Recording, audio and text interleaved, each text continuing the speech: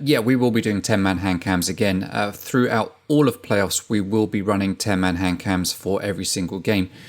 We've done a couple of test runs and it's been pretty good so far. What's the reason for them? Well, cheating has become so prevalent in the game outside of leagues. We've had so many mouse using rank stars joining leagues. People complain that Ubisoft don't do enough to stop cheating. Well, we're going to try and do something to try and make sure that we don't have cheating.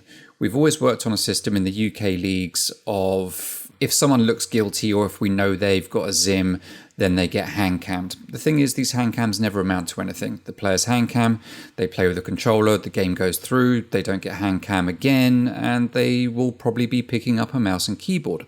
These are people that are cheating in ranked and unranked to win virtual points that don't mean anything, and we're expecting them to play legitimately in leagues for money. Now, I'm not saying they don't. A lot of these people will be playing controllers because they just have that mindset where they'll do that. And we know there are players like that. But there are players where we don't know if they're like that. When you try to hand cam people, they generally complain. They want to know what evidence there is, why you're hand camming them. And then as soon as you ask for a hand cam, the team will say, well, we want to hand cam this guy on the other team. And you end up with just a load of backwards and forwards, wasting time, trying to review evidence. And it's a big, big hassle. I don't like hand camming. I'd rather that we could just trust our community, but our community doesn't trust each other. And at the moment, it looks like there could be good reason for that. There's so many more Zim or Cronus or whatever device they're using to use mouse and keyboard joining our leagues. We've got teams where most of their players are known to use mouse and keyboard in ranked. What is the solution? We can trust them and hope they're not going to cheat. We can say, let's just not allow players that we know have mouse and keyboard setups to join the leagues, but then we'll lose half of our good players. Competition levels will go down. People will stop advertising or we'll just keep it quiet that they've got mouse and keyboard and we'll just try to use it under the radar and get away with it. So it seems easier to keep an eye on these things when you have those people there and just hand cam everyone. Just hand cam everyone and just there's no pointing fingers of or people feeling like, oh, why I'm being targeted when there's no evidence against me. Why am I being hand cammed but this guy isn't? It's just easier, I think, to have a 10-man hand cam going on and it just makes things a lot better. If you look at, for example, proper sports, not esports, proper sports, random drug tests.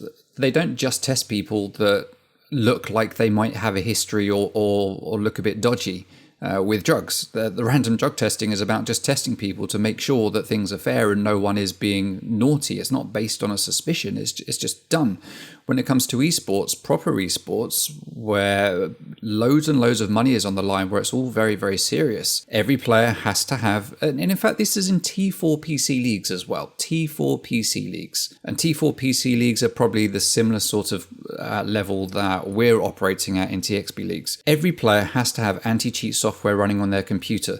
This software takes screenshots of what's on your screen, records all sorts of stuff that your computer does constantly. You are not allowed to play if you don't have that running, and once the game is done, you have to turn over those files if you're asked to. There is no question. There's no argument. There's no, we think this guy might be suspect in using wall hacks. It is just done. It is the norm. We know that German leagues will hand cam for pretty much every game.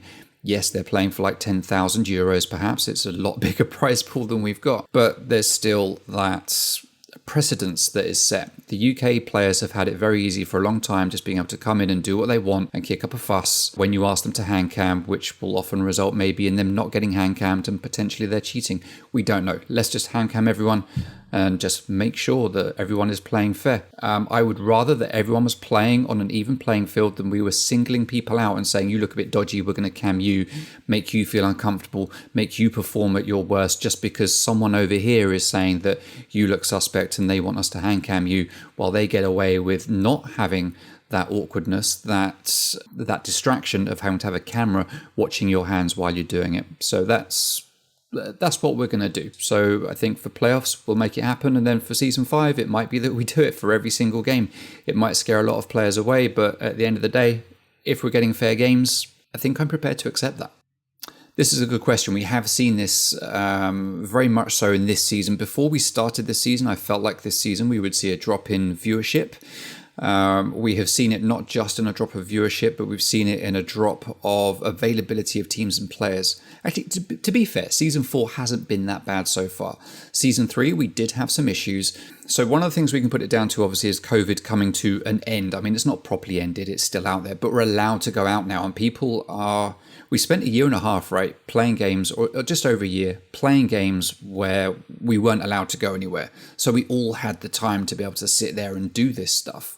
Whereas now life is getting back to normal. People want to get out there and they want to have these lives again. They want to have their lives back and do something a bit different and not be shackled to a game, which is absolutely great. And I totally understand it. And you should be out there doing stuff. Couple in with that the fact that obviously the audience or the people that we've had playing for the last year, and this is not just our league, but also in like T4 leagues, for example, where players are younger, they've now grown up and they've just naturally moved on, and younger players possibly haven't got into that level of competitiveness. The younger players have just been stuck with ranked. They haven't really got the buzz for competitive, and as they see Siege dying as a whole, why would they enter into competitive play? There's not really anything in it for them. Everyone's on mouse and keyboard. I think that's one of the reasons why we have seen a decline, certainly in leagues for PC and Xbox. At a higher level for PC, obviously it's not so much about growing up or wanting to go out and do other stuff because they're getting paid to do it. But, you know, older players, they want to retire, they want to find other games. People talk about cheating and just Ubisoft not doing a good job with the game.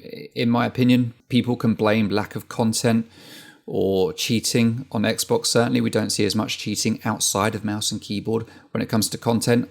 I don't really buy into that. We've got 12 maps in the ranked pool and the unranked pool. You'll only ever get to play 5 of them.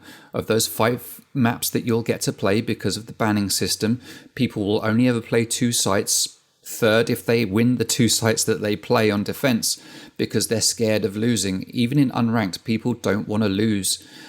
And they'll just play Clubhouse, CCTV, we have to go there first. If we lose it, we'll try it again. If we lose it, we might try it again, or we'll go down to Church and Arsenal. We'll go to Church and Arsenal. If we win it, and we're going into round 4, CCTV's unlocked, we're going to go back up there. And you will just play the same 2 sites. So out of 12 maps, you're only playing 5 of them. That's quick maths. 7 maps that it is late. I'm recording this very late.